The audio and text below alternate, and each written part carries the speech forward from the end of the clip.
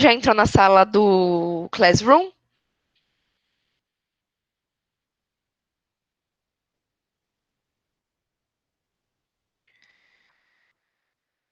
Hum, ok.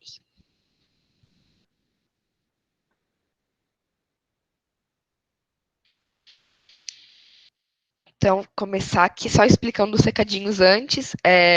Eu tinha falado na aula passada, para quem viu que está lá no Classroom, que a gente vai começar a ter a aula gravada, e agora o que seria o ao vivo vai ser só um plantão de dúvidas e um mapa mental resumo.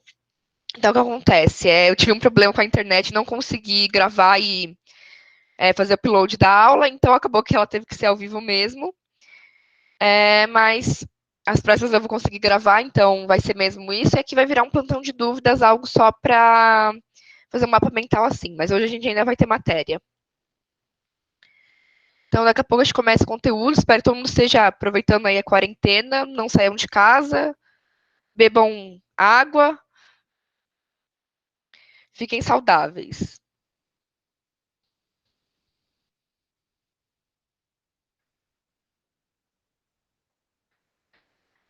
Tá tudo certo.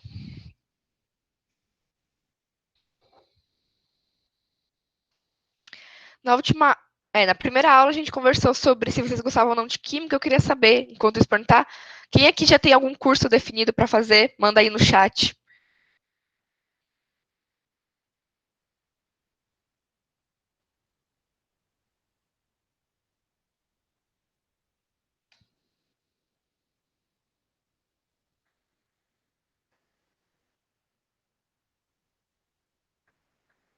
Relações Públicas, curso bem legal, tem na Unesp de Araraquara, eu tenho amigos nele, é um curso bem divertido. Agronomia, então vai ser minha companheira de profissão. Filosofia, um curso também bem legal. Psicologia, também tem na Unesp, todos os cursos tem na Unesp, né? Vou fazer propaganda, puxar a sardinha mesmo pro lado da Unesp. Psicologia, que fica em Assis. Medicina, Relações Públicas de novo e Filosofia. Cursos bem legais.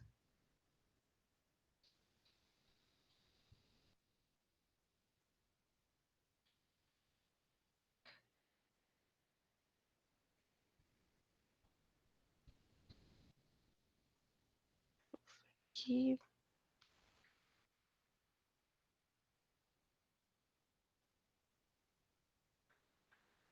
Então tá. Eu acho que ninguém mais vai entrar.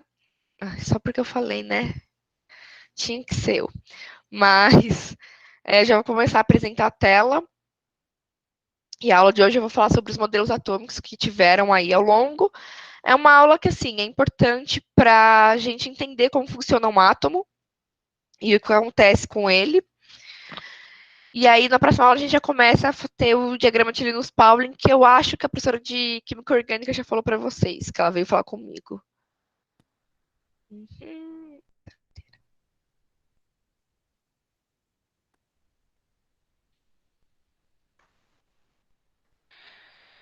Aqui foi. Todo mundo tá vendo a minha tela? Sim, ok. De novo, se interromper aqui, que nem aconteceu na primeira aula, vocês avisam pelo WhatsApp, porque eu não consigo ver o chat dando aula. Então, vocês mandam mensagem lá no grupo ou no privado, que aí eu tento consertar. Então, a gente vai começar com a aula de hoje.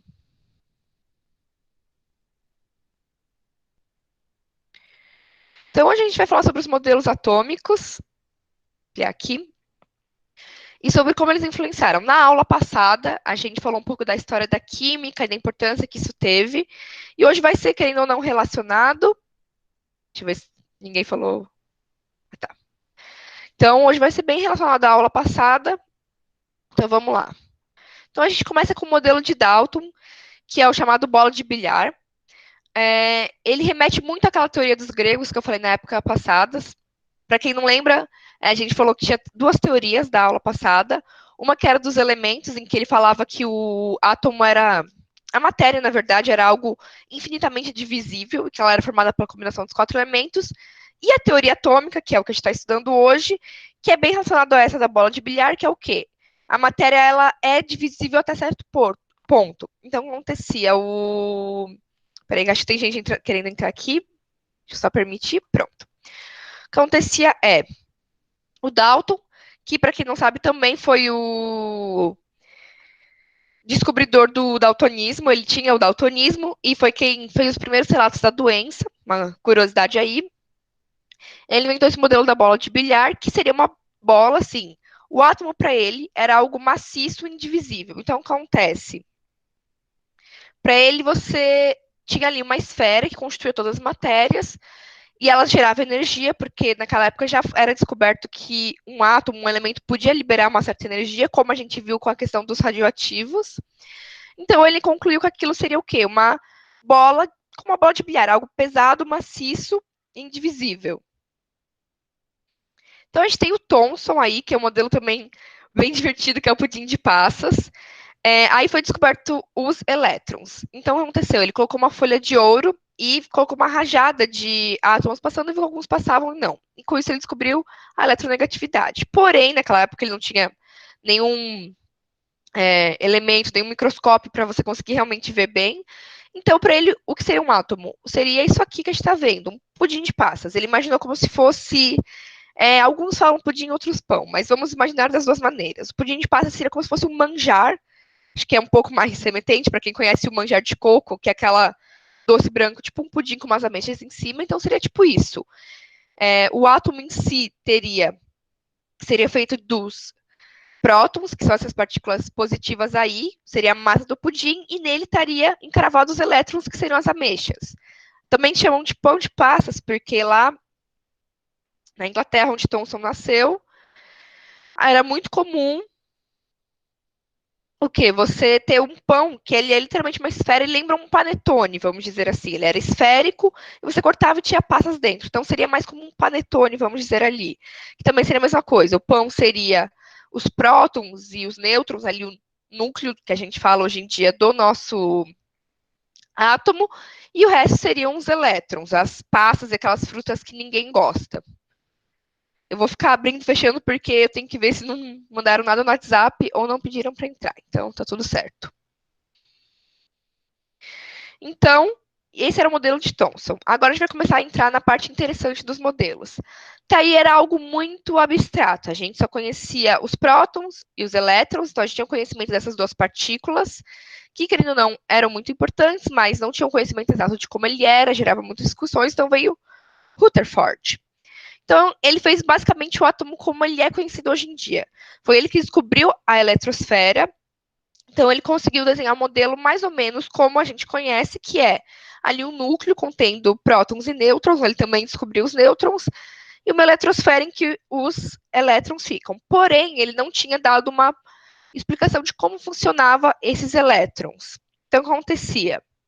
Ele pegava e essa eletrosfera para ele era algo meio aleatório. Então, os elétrons ficavam lá, ele não falava como eles se movimentavam ou se eles tinham camadas, eles só ficavam lá meio que girando e andando em movimentos aleatórios. Então, para ele, isso era um átomo.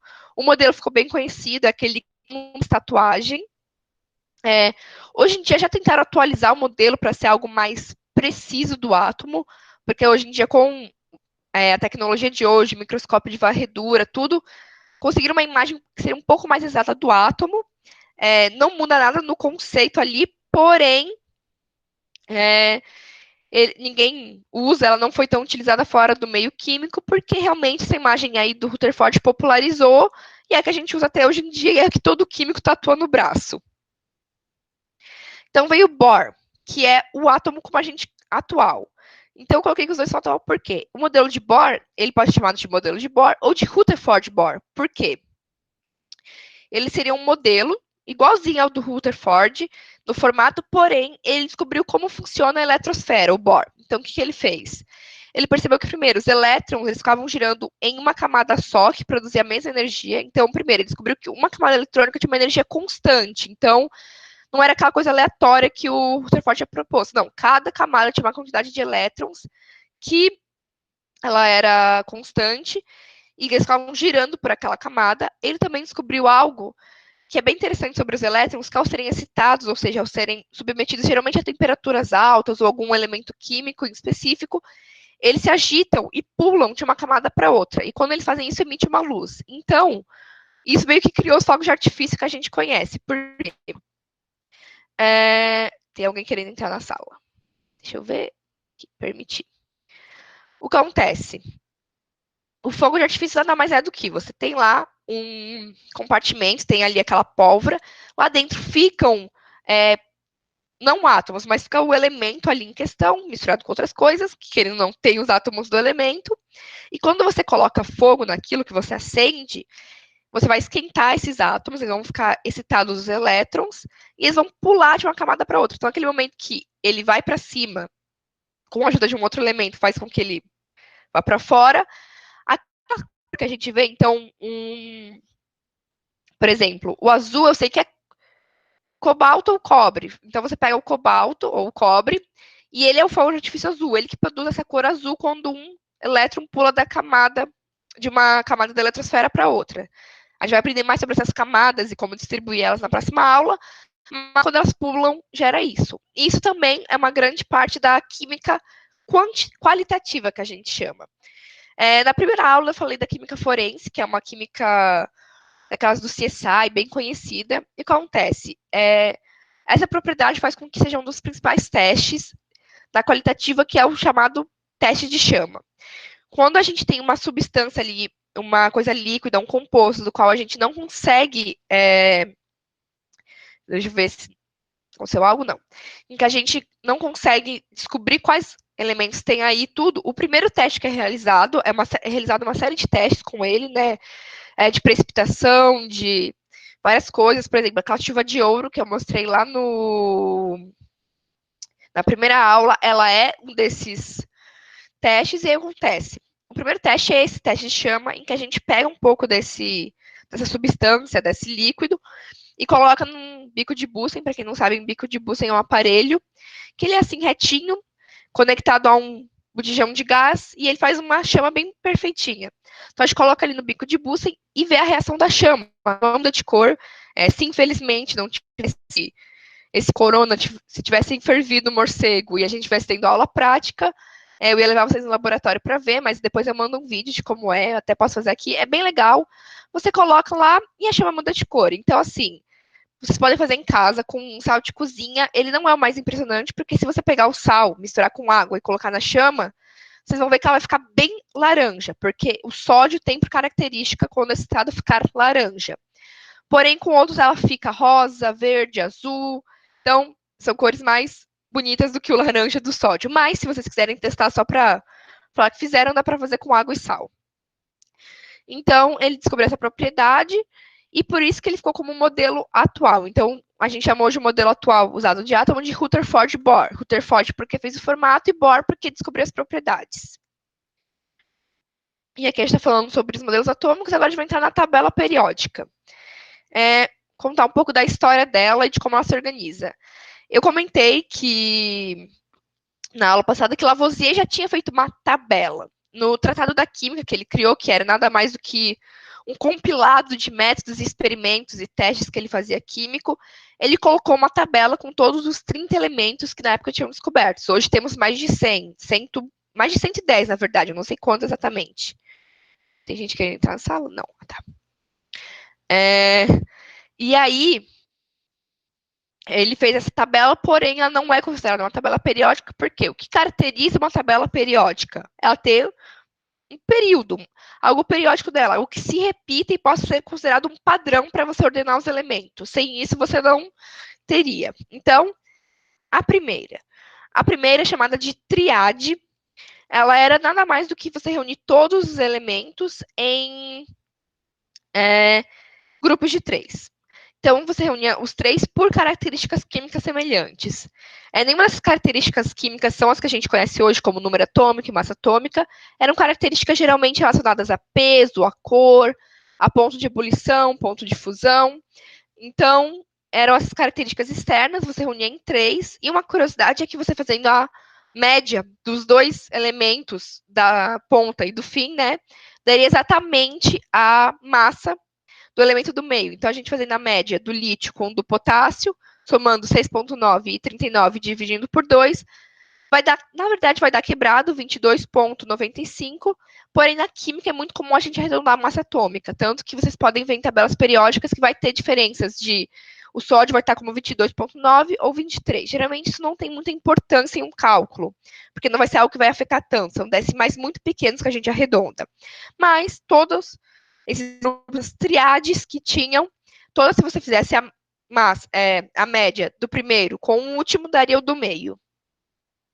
E aí a gente vai explicar agora sobre a segunda que veio. Então, o que é a segunda tabela periódica? Ela foi chamada dessa esfera, que nada mais é do que um parafuso, na verdade, chama, porque ele ordenou de novo, aí já temos um período um pouco maior, ele era pelas massas atômicas, então foi ordenado todos os elementos de massa atômica fazendo essa ordem decrescente, então vinha aqui, subia, dava voltinha, então fazia essa volta aí, era chamado de parafuso. E aí, você pegar todas essas colunas do meio que estão alinhadas verticais, todos esses elementos aí na vertical têm características químicas parecidas, sejam eles cor, peso, como eu falei, essas outras características. Todos tinham também características parecidas ali com eles. Então, a quarta. Essa quarta é a que ficou mais famosa, que é a tabela de Mendeleev. Ela é um pouco mais próxima da atual, e aí tem uma história bem legal por trás. O Mendeleev, ele foi um químico francês. O que aconteceu com ele? Ele teve um sonho. Tem um livro que conta, bem legal. Vou mandar para vocês, se vocês quiserem ler. É claro que é opcional. Ele sonhou com essa tabela. Na verdade, assim, ele era um vidente. Eu nem sei o que chamar esse cara, porque eles tiveram vários sonhos que demonstraram coisas da química. Então, o primeiro sonho foi da tabela periódica, em que ele sonhou que todos os elementos iam se ajustando, se agrupando, até formar esse formato aí de trás, que está aqui atrás. Tem alguém querendo entrar na chamada? Tem. Deixa eu só permitir, pronto. Então, ele sonhou com isso aqui tudo. Ele pegou e concluiu que teria todos esses elementos. E ele também sonhou com a química orgânica. Eu não sei se a professora Lívia já explicou para vocês dos anéis aromáticos que tem.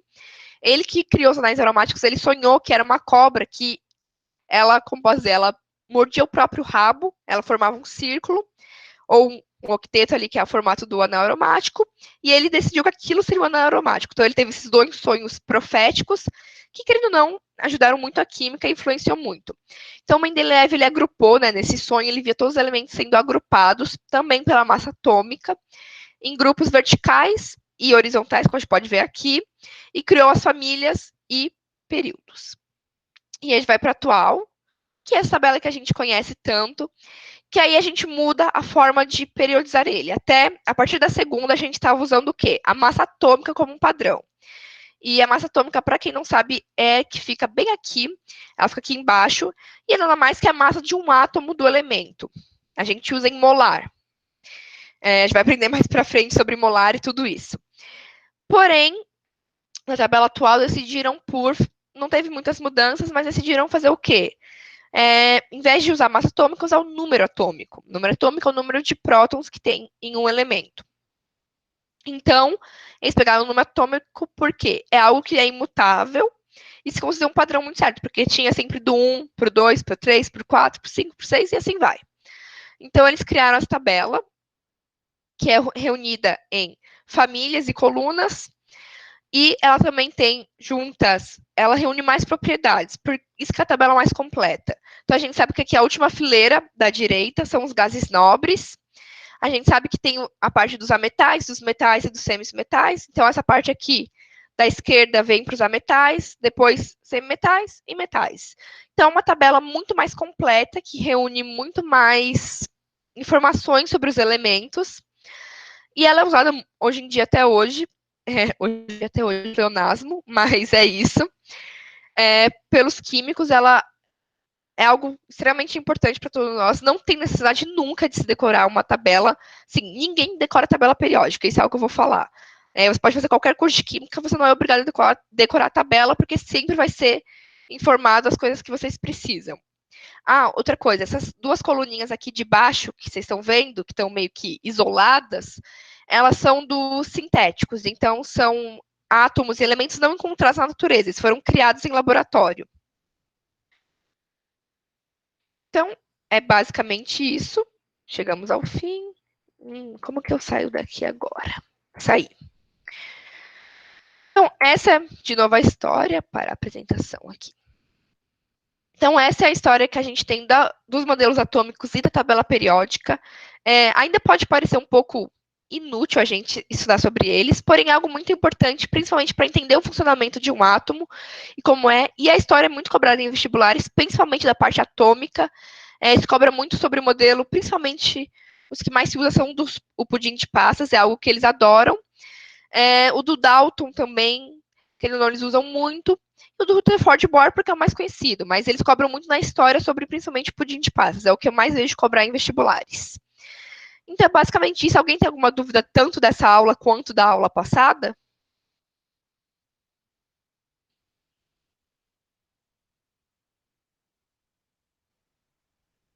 Pode responder no chat, pessoal. Não. Ok. Então, a parte de conteúdo foi isso. Aí, só mandem aqui, por favor, o nome completo de vocês, ou o primeiro nome e o sobrenome para eu fazer a chamada depois. Porque fica registrado, eu consigo sempre acessar para fazer a chamada. Tá ok, esperar vocês mandarem.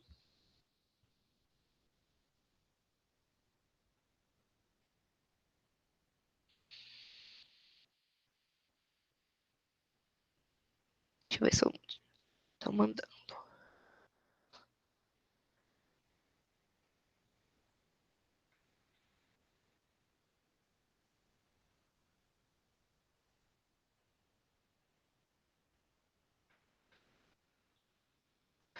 Ok, então agora que acho que a maioria já mandou, só para finalizar essa aula, aproveitar para perguntar que está aqui, já acabou o conteúdo, o que vocês estão achando do conteúdo do EAD, não só da minha aula, mas em geral, só para eu entender aí a realidade de vocês, se vocês conseguem acompanhar a matéria, se vocês acham muito difícil, se vocês querem ter algo que mude, vocês podem mandar aí no chat, ou está tudo muito suave, mas só para eu realmente conseguir entender como é a realidade de vocês e adaptar melhor as aulas e até poder falar, dar um toque aí para os professores, não obviamente falando, ó, o aluno mal falou de você, mas falando tipo, ó, gente, vamos ser mais conscientes, né?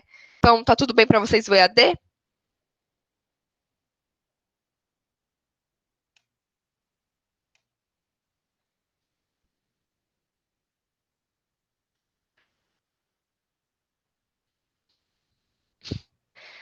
Eu acho que, assim, é complicado para todo mundo.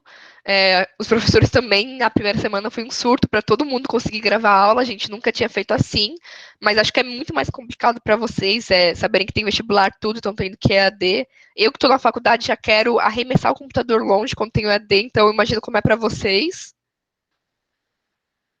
Mais alguma opinião, galera?